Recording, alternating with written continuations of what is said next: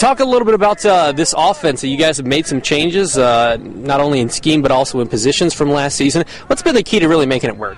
On the offense, we made, like you said, we made some changes. I was a running back last year. They moved me to quarterback this year. We had a guy that's out, Zach McCray. He's back now. He's playing fullback. Last year we ran out a lot of eye. We didn't go gun very much. We were also going double slot this year. We want to utilize our speed and our strength on the offense, so that's one of the many things that's changed from last year to this year. As far as this team goes, how well have you guys adapted to that new scheme and to changing up quarterbacks and just the way that you've been able to do it all? I think it's worked out actually really well. It's really well. Our offense was kind of shaky in the first couple weeks. Like I said, guys getting new positions, learning out how the offense needs to be run, but we have adapted really well, and we are exactly where we need to be right now. Talk about what you guys have been able to do based off last year, because you started off 5-2. You fell on some hard times, some injuries hit you guys pretty hard second half of the season. What did you learn about that, and how did you apply that to this year? We understood that last year we didn't have the season that we wanted to, like with some injuries. We also had some guys get in trouble, get suspended. This year we're pretty healthy right now. We have another guy that still needs to come back. Our guys are staying out of trouble, so it's coming along. You guys are right there sitting at the top of the ACAC, looking at you and Leo, and a big game between Heritage and Leo this Friday night that will help decide who's really up there along with you guys. What's the mentality like? Because the target is kind of on your back now that we've seen what you guys have to offer. Leo and Heritage are both great teams. They're both good teams. In all honesty, we look to win the conference. Leo has some skilled players that are very dangerous, but we also have a lot of skilled players. Our goal going into Leo and Heritage, we need to hit them, and we need to hit them hard. And we need to utilize, like I said, our offense and our speed. And I think the team that comes away with the best defense that game, since both offenses are strong, I think the team that comes out and ready to play on defense is the team that's going to win those games. All right, Zach, talk about this offense, because you guys, as Spencer was saying, made some changes, not only in personnel but also in scheme. How have you guys been able to adapt so well? I think we've adapted pretty well. We wanted to use our speed a little bit more and get a little bit more on the outside, and we had a lot more speed guys than we did last year, and we changed up the offense. I think it's worked pretty well for us.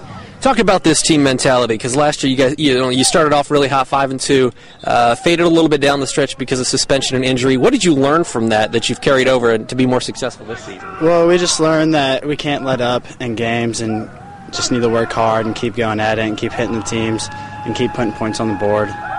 As far as this team goes, did you expect to compete for the ACAC championship heading into the season, and how have you guys been able to keep yourself atop of the standings?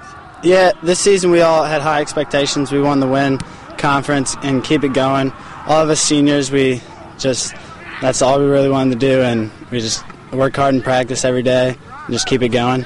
Now that we were through more than half of the regular season, it kind of sorts out the contenders from the pretenders, and you guys are right up there, got to be getting everybody's best shot each Friday night. How do you head into Friday nights knowing that you are one of the teams to beat in this conference? Well, on Friday nights we just keep our heads in it and just keep focused on the game and just do what we have to do to win the ball game and hit hard and just get our plays right. What's going to be the biggest key this Friday night?